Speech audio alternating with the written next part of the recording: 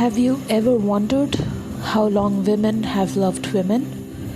Before labels, before the word lesbian even existed, there were poems, letters, glances, and symbols.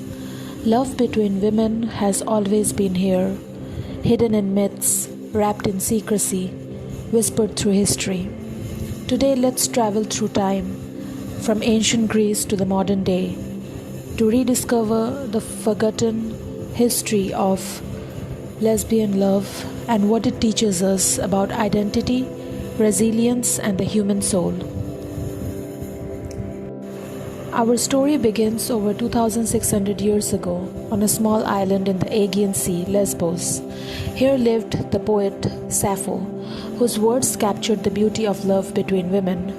In her surviving fragments, she writes, "Someone will remember us, I say, even in another time." She couldn't have known how true that would be.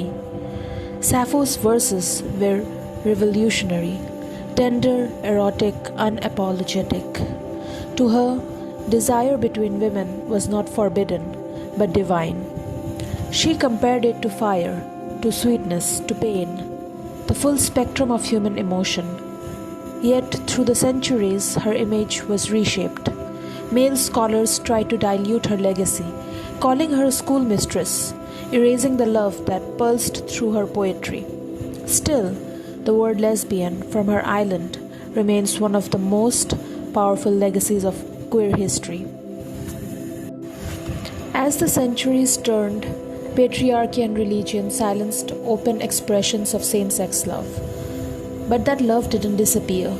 It went underground. In medieval Europe, women formed spiritual bonds called sworn sisterhoods. In monasteries, nuns wrote letters filled with longing and devotion that sound to modern ears like love letters. During the Renaissance, art hinted at intimacy between women through mythic metaphors, Venus and her nymphs, Diana and her huntresses. The language of affection became coded. To sleep side by side meant friendship to the world, but love to those who lived it. History often tried to make these relationships invisible. Yet every silenced story leaves a trace, a phrase, a symbol, a gaze caught in paint or ink. In the 18th and 19th centuries, something remarkable happened. Women could finally read, write, and express themselves. But society still forbade female desire. So they invented a loophole: romantic friendship.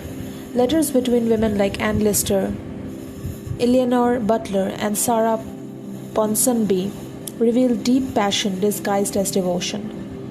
Lister, often called the first modern lesbian diarist, wrote in secret code about her relationships, bold, witty, and unashamed.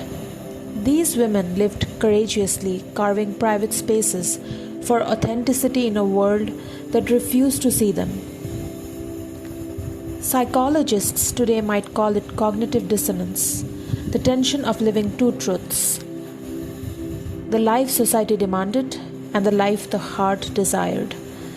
Yet that dissonance also forged resilience, empathy, and a fierce sense of identity that echoes in queer lives even now.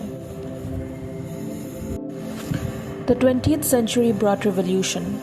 World War II forced many women into new roles, new freedoms, and new encounters with each other. By the 1950s and 60s, underground lesbian bars and secret newsletters became safe havens for connection. Psychology began to shift too. Once pathologized, homosexuality slowly moved toward understanding. The feminist and queer movements of the 1970s broke open the silence completely. Artists, writers, and scientists alike began to claim space. Audre Lorde, Adrienne Rich, Sheri Moraga, voices that reframed lesbian identity as power, not shame. Science explored sexuality not as deviation but as diversity, part of the spectrum of nature itself. And spirituality evolved too. Many began to see queer love as a sacred mirror, a reflection of the universe's capacity to love itself in infinite forms. Today, neuroscience tells us that love, all love, lights up the same regions of the brain, the insula, the anterior cingulate cortex, the caudate nucleus. The architecture of affection is universal. Psychology teaches us that authenticity reduces anxiety and strengthens well being. And spirituality reminds us that love, when honest and free, expands consciousness.